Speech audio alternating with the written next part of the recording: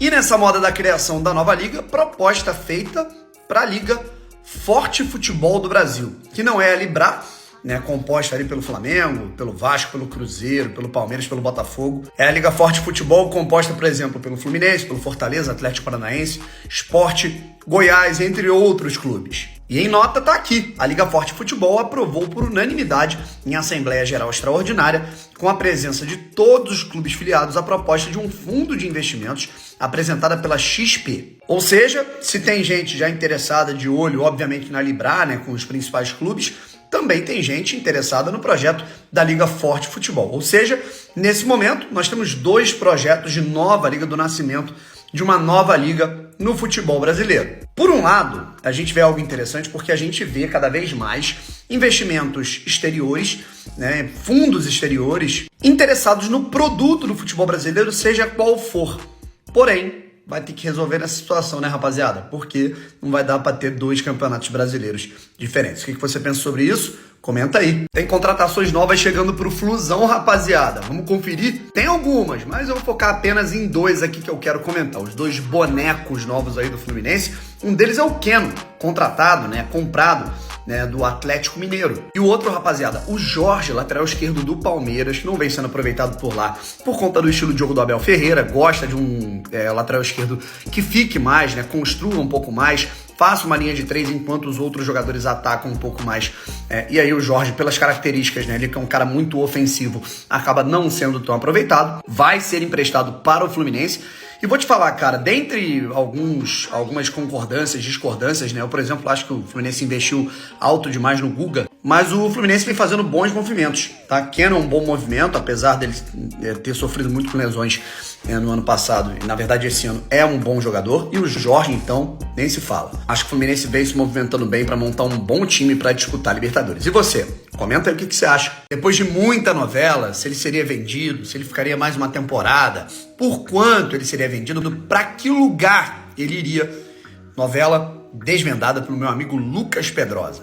Andrés Santos deve ir para o Chelsea. A informação, o cara é bravo. Andrés Santos a caminho do Chelsea, como confirmamos no dia 1º de dezembro, o Chelsea tinha a intenção de formalizar a proposta e parece, meu amigo, que ela chegou. Outras possibilidades eram o City e o Newcastle, mas parece que o André vai de fato para o Chelsea. E o valor pode girar em torno de 40 milhões de euros, cara. Uma grana que talvez nem o clube esperasse, né? Até conversando com alguns amigos ali, né, ligados ao Vasco, muito se falava em algo entre 15 e 20 milhões de euros. Cara, 40 é muita grana, cara. A gente tá falando de mais de 200 milhões de reais. É uma grana que não tem como, né, cara? Embora o Vasco esteja bem hoje, cara, é um dinheiro, né, muito especial que entra no clube. É uma boa oportunidade para o André vislumbrar um mercado de Chelsea e tudo mais, cara, e crescer na carreira. Só que agora o Vasco tinha, né, no Andrés Santos, a esperança de um meio-campo qualificado para jogar a Série A. Agora vai ter que ir ao mercado também. E aí, o que você pensou sobre isso? Qual a sua opinião sobre essa transferência? Comenta aí. Hoje teve de tudo no Vasco da Gama, rapaziada. Teve o anúncio da possível saída do Andrés Santos pro Chelsea, né, em transferência, vai rolar uma boa grana pro Vasco.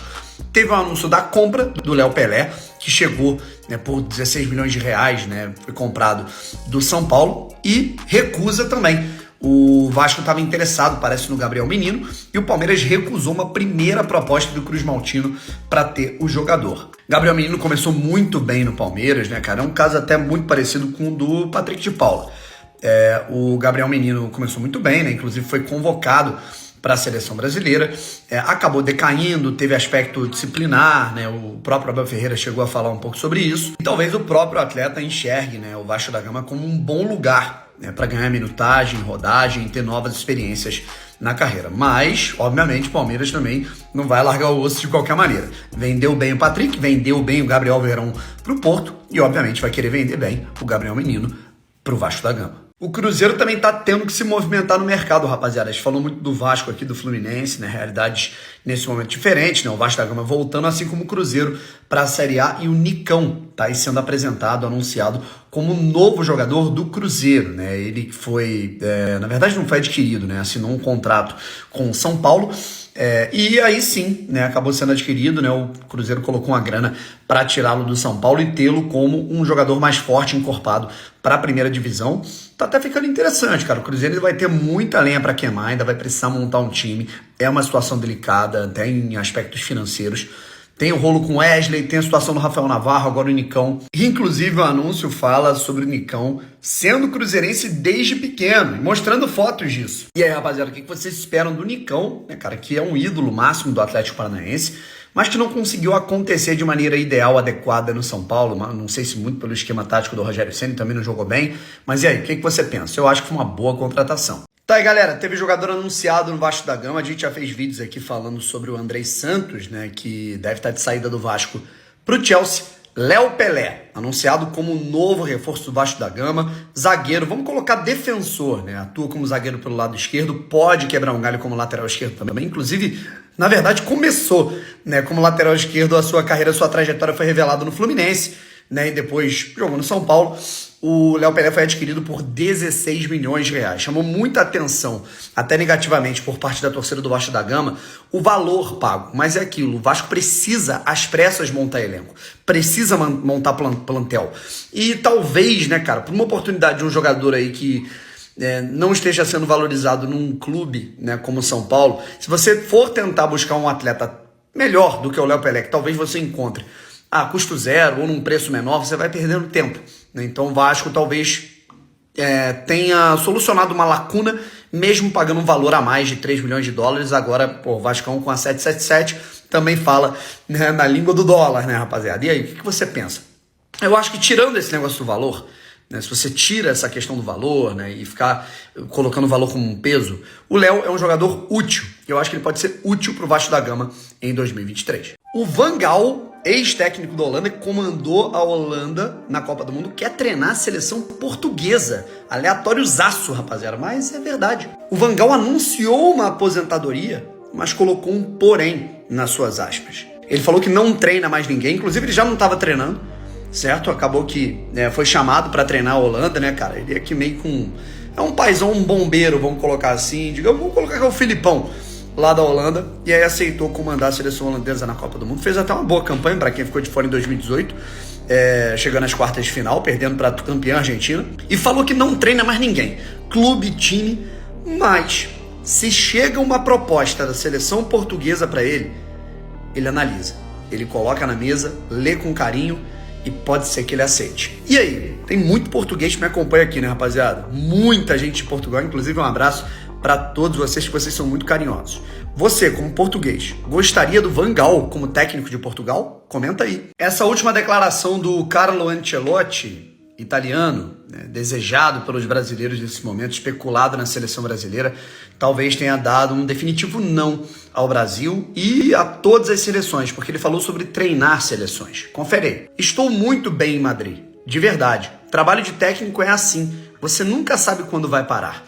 Por mim, eu nunca sairia do Real. Pode ser que no fim da carreira eu pense em uma seleção. Ou seja, ele não pensa que ele está no fim da carreira. E o rendimento mostra isso, né? Assim que ele pega as equipes, ele consegue fazê-las campeãs. E uma coisa que ele falou, né, muito interessante também, que não está nesse recorte, é sobre o dia a dia, o convívio com o treino, com o atleta, né, com o momento, o dia inteiro, né? Todos os dias que você só tem no clube. Treinar a seleção, rapaziada, assim, pra gente que não trabalha com futebol deve ser mágico, né? Mas pro cara que tá lá dentro do futebol é muito chato, né? Porque você não trabalha. Você fica ali de bobeira, só vendo o jogo, e aí você, uma vez a cada 3 meses, treina os seus jogadores durante 10 dias e comanda em 2, 3 jogos.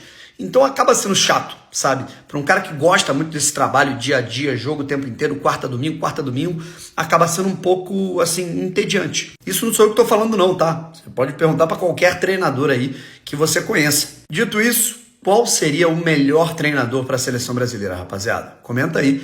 Eu acho que só os brazucas vão aceitar mesmo, tá? O Messi deve ser eternizado na calçada da fama do Maracanã. Ele foi convidado, rapaziada. Depois de conquistar o seu título mundial, o Messi deve colocar os seus pés na calçada da fama do maior do mundo, né, do estádio mais charmoso do planeta, no grande templo do futebol brasileiro, a convite da Suderj, né, que é a comissão, né, dos esportes aqui do Rio de Janeiro. A superintendência, melhor dizendo. Lionel Messi, vale lembrar, né, não só foi o melhor jogador da Copa do Mundo de 2022, mas também da Copa do Mundo de 2014, na qual ele foi vice-campeão no próprio Maracanã. Inclusive, no Maraca, ele marcou um golaço jogando contra a Bósnia nessa Copa do Mundo, na estreia da Argentina nesse Mundial. Eu, sinceramente, acho fantástico, acho muito legal, e inclusive quando acontecer, e se acontecer, claro, ele tem que arrumar tempo, tem que aceitar, enfim, tem que falar com o staff do cara. O Lionel Messi, cara, vai ser uma comoção enorme o Messi chegando no Brasil para colocar, né, marcar os pés na calçada da fama do maior do mundo. O Agüero foi ridicularizado, respondeu, mas é campeão do mundo. Eu vou te explicar o porquê. Vamos contextualizar tudo. Esse vídeo emocionante mostra o momento da batida do Montiel, o título da Argentina, o Messi ajoelhado, todos o abraçando. E um camarada, ele ressalta, né, que o Agüero, né, lá do banco de reservas, né, cara, ele dá um tiro de 12 segundos para ir lá abraçar o Messi. O Agüero brinca que nem jogando ele dava um pique desse, dava uma corrida dessa, cara. E aí um torcedor espanhol, né, foi debochar, né, inclusive ele apagou, limitou as publicações dele, né, excluiu o conteúdo, dizendo que não jogou, então ele não era campeão, né, ele não tinha nem motivo para comemorar. E aí ele falou que sim, ele sabe que ele não foi campeão jogando, mas que para ele foi um campeão, porque há menos de um ano ele estava com jogadores em eliminatórias, com um grupo,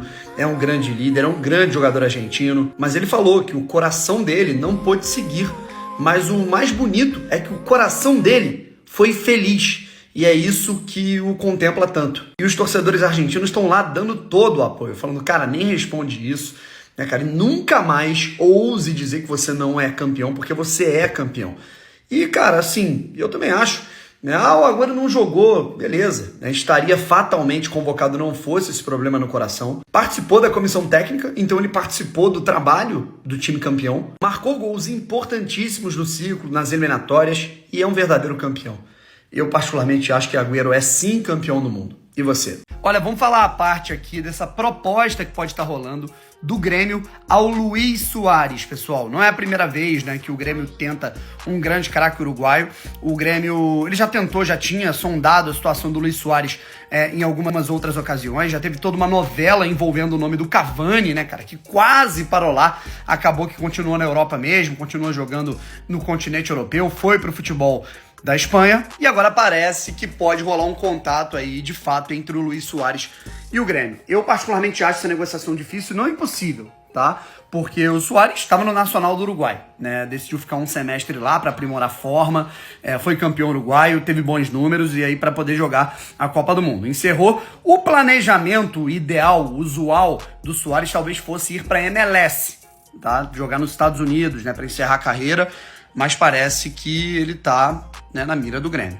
Olha, pelo futebol que ele apresentou, principalmente contra a Gana na Copa do Mundo, cara, se entrar em forma, ritmo de jogo, dá caldo, dá jogo aqui no Brasil. O que você pensa? Comenta aí. Mais um adeus do Galo. Depois de Keno se despedir pro Fluminense, Nacho Fernandes, eu confesso que essa me impressionou. Tá aí, ó, jogando de volta no River Plate, voltando para o River. Ele se despediu do Galo através das redes sociais, o próprio Atlético Mineiro desejou boa sorte ao craque que está voltando para a Argentina, depois de concretizar a sua missão, conquistar títulos pelo Galo. Foi protagonista, fez parte de um grupo que conseguiu não só a Copa do Brasil, mas o Campeonato Brasileiro do clube depois de 50 anos, o bicampeonato. E depois ainda foi campeão da Supercopa, além do Campeonato Mineiro. O Nacho não teve uma temporada de 2022 tão brilhante quanto a de 2021. Acho que ninguém no Galo teve, mas o Nacho talvez tenha ido abaixo. O argentino tá feliz, afinal era um desejo dele voltar pro River Plate, voltar pra Argentina por conta da família. O Eduardo Cudê, atual técnico do Galo, tentou segurá-lo, mas não aconteceu. Os argentinos estão pagando 16 milhões de reais ao Atlético Mineiro e estão perdoando uma dívida de 5 milhões de reais que o Galo tinha com o River. E eu te pergunto, Nacho, voltando pro River, deixa o clube argentino mais forte? Vai fazer falta pro Galo? Comenta aí. Parece que tá acontecendo mesmo. Cristiano Ronaldo, ó o papai Cris, tomando um banho de piscina tranquilaço, enquanto isso, o destino dele sendo sacramentado, e parece que vai ser o Al Nassr da Arábia Saudita. O cara não só, obviamente, vai jogar no mundo árabe, mas também pode ser um possível embaixador da campanha para sediar a Copa do Mundo de 2030 ou de 2034 da Arábia Saudita, de acordo com um jornal. Tanto portais portugueses quanto espanhóis colocam o Cristiano Ronaldo, ligam o Cristiano Ronaldo ao Al Nassr da Arábia Saudita, E assim, eu lamento, tá? Com todo respeito ao futebol árabe, à cultura árabe, pelo amor de Deus, né, cara, né? Nada contra, mas eu queria ele num grande centro, cara. Se não fosse num grande centro, assim, num lugar com uma torcida muito fervorosa e que ele pudesse disputar pelo menos uma Europa League, uma Champions League, né? Um lugar que eu acharia incrível ele jogar na Turquia, né? Onde o Drogba depois, quando ele não estava mais no auge, né, físico, o Drogba jogou no Galatasaray, fez uma história muito bonita por lá. Eu acharia incrível, né? Pô, por exemplo, o Cristiano jogando num Fenerbahçe, num Galatasaray, num clube de uma torcida muito efusiva, pra voltar a ter aquela paixão, né, cara? Voltar a ser amado, né, por torcedores, né, de um clube, no caso, né? E poder disputar uma competição internacional. Enfim, acho que o mundo árabe esconde, né, ofusca um dos maiores nomes da história do nosso futebol, que é o Cristiano Ronaldo, numa bolha. Enfim, eu não curto muito, não.